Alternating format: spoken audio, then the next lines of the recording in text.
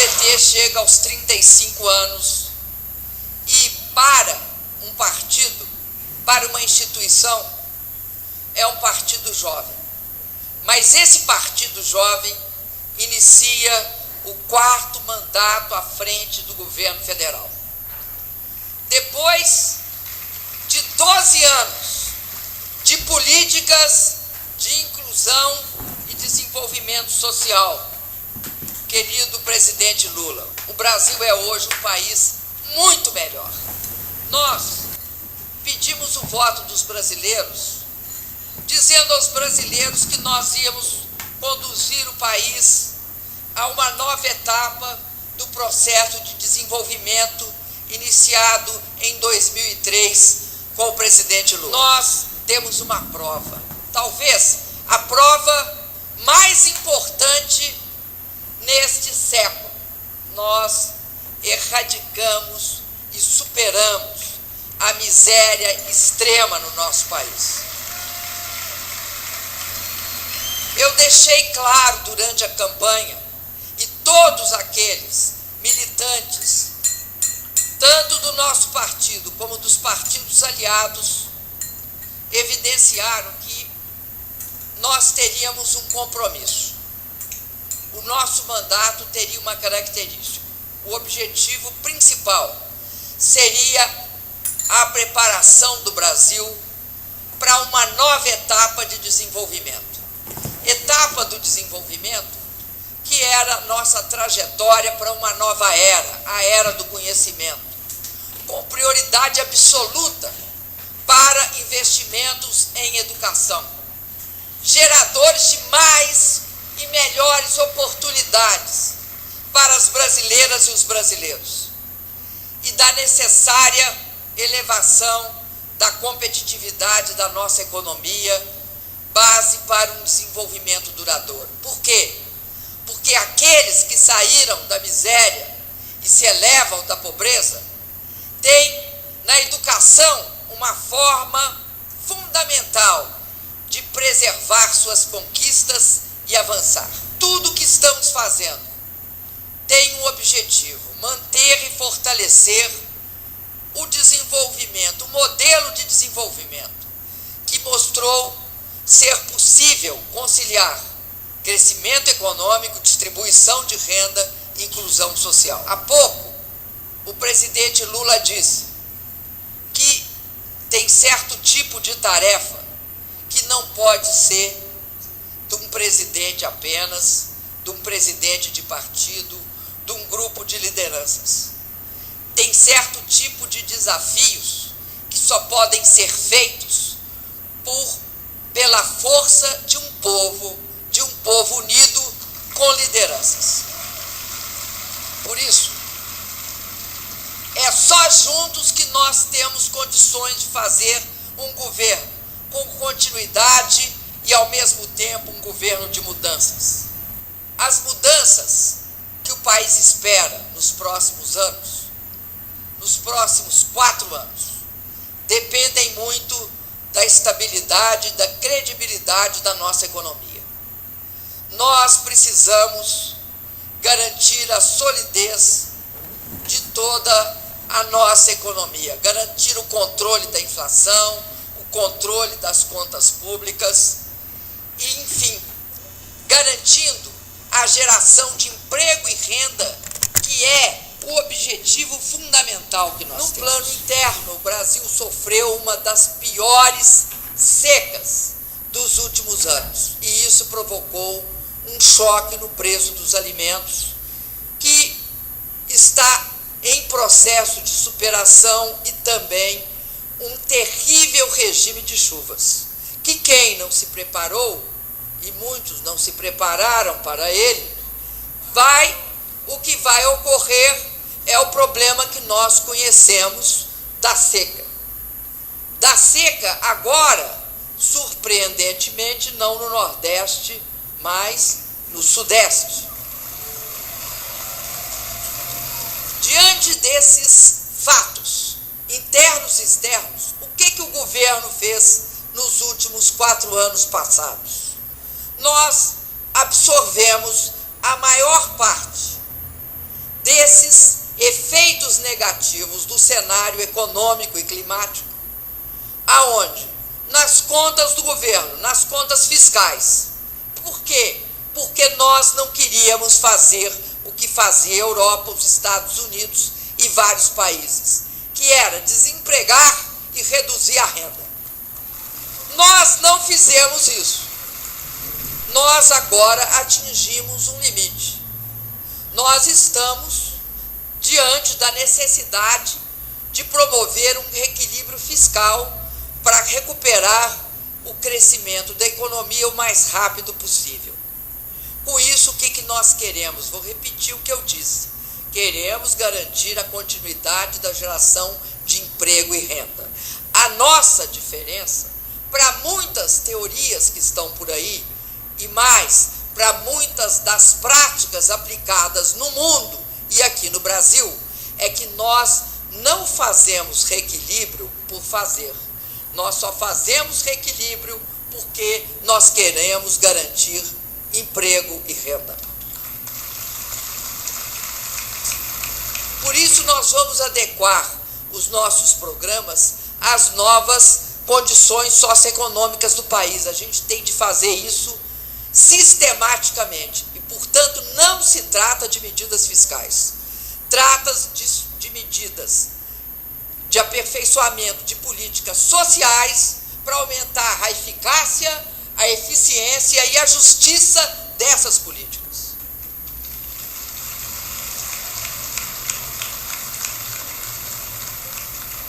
Agora, é verdade que outras medidas são de natureza fiscal. Elas são indispensáveis para a saúde financeira do Estado brasileiro. Por quê?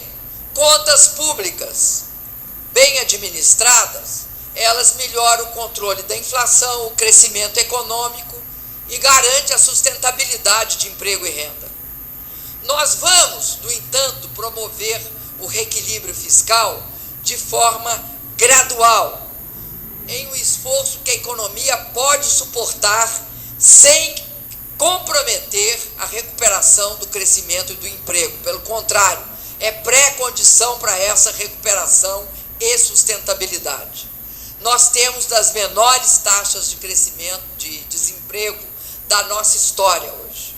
E queremos que isso dure, perdure, que isso seja algo que caracterize a economia brasileira. Nós também vamos executar uma nova carteira de investimentos em infraestrutura. Vamos ampliar. Estão falando que o governo não vai investir, pelo contrário, vai ampliar as concessões de infraestrutura, rodovias, portos, ferrovias, aeroportos. Vamos entrar agora em hidrovias também. E eu quero, mais uma vez, declarar que agora, nos próximos dias, nós vamos lançar a terceira etapa, porque no presidente Lula nós fizemos a primeira, depois fizemos a segunda no meu governo e agora vamos fazer a terceira no Minha Casa Minha Vida, com 3 milhões de moradias. Temos também um objetivo, que é um programa de banda larga, que nós nos comprometemos na eleição e que é fundamental para democratizar a informação no Brasil, universalizando o acesso a um serviço de internet de banda larga. Companheiras e companheiros, o metrô é estadual, meus queridos e minhas queridas.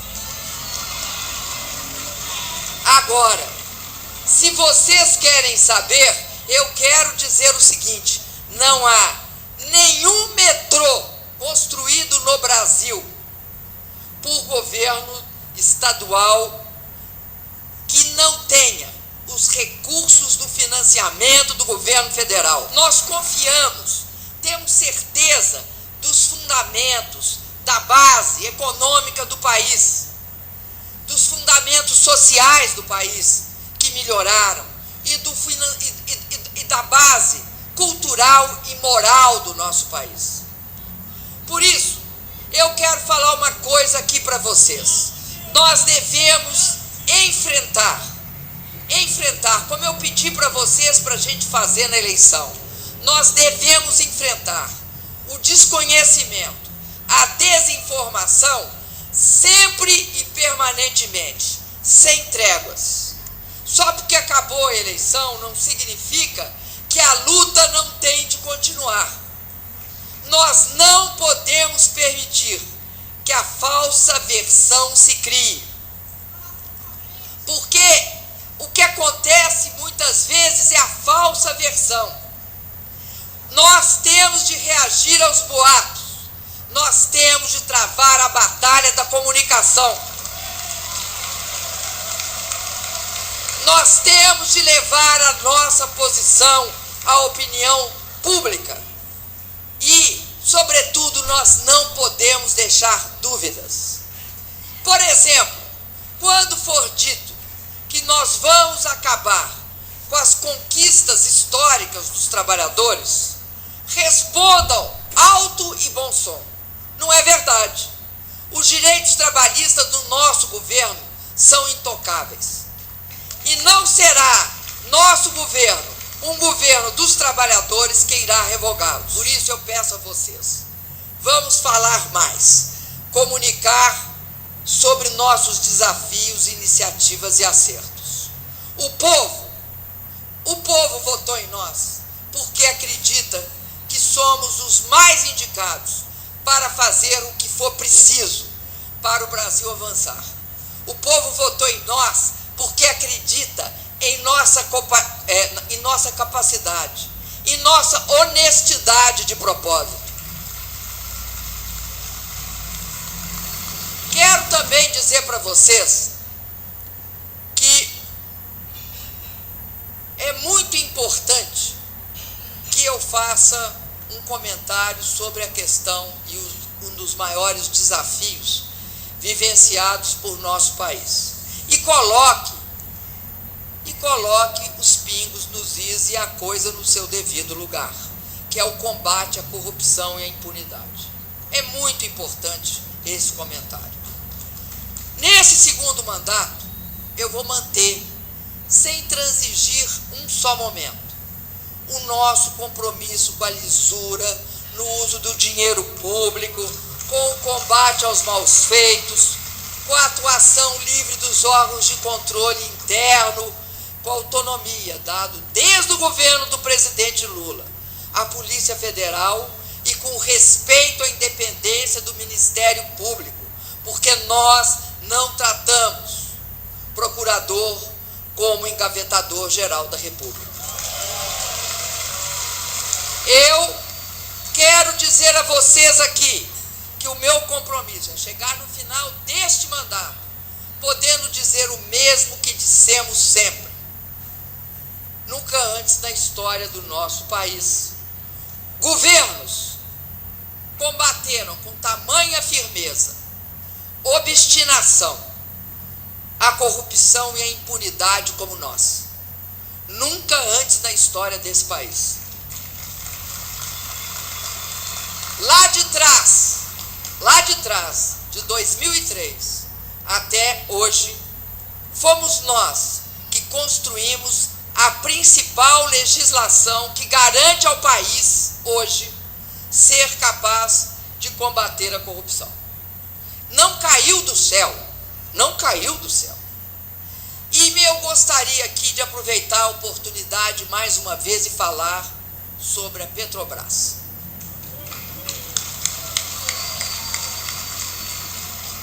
Olha, eu sempre tenho dito que o saudável empenho da justiça, porque o empenho da justiça, investigar, etc., é saudável, ele deve nos permitir também reconhecer que a Petrobras é a empresa mais estratégica para o Brasil, e a que mais contrata, e a que mais investe no país. Eu quero dizer para vocês que na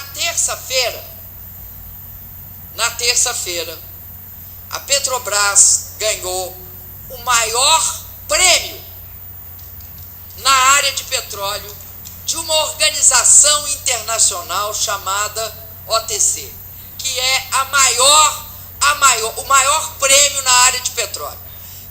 Equivale, por exemplo, a uma espécie de Oscar do petróleo. O que a Petrobras ganhou? Ela ganhou esse prêmio por um motivo, porque essa é uma conquista histórica. A Petrobras desenvolveu toda uma tecnologia para extrair petróleo do pré-sal. Ela ganhou por conta do pré-sal.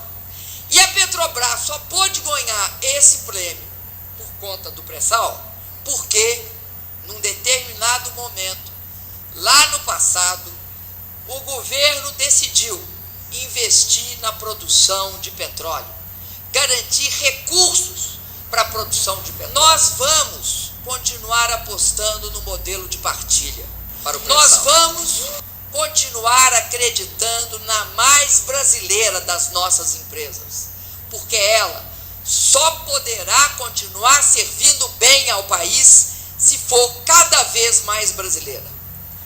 Nós temos que fechar as portas para a corrupção, mas não temos de fechar as portas para o crescimento, o progresso e o emprego.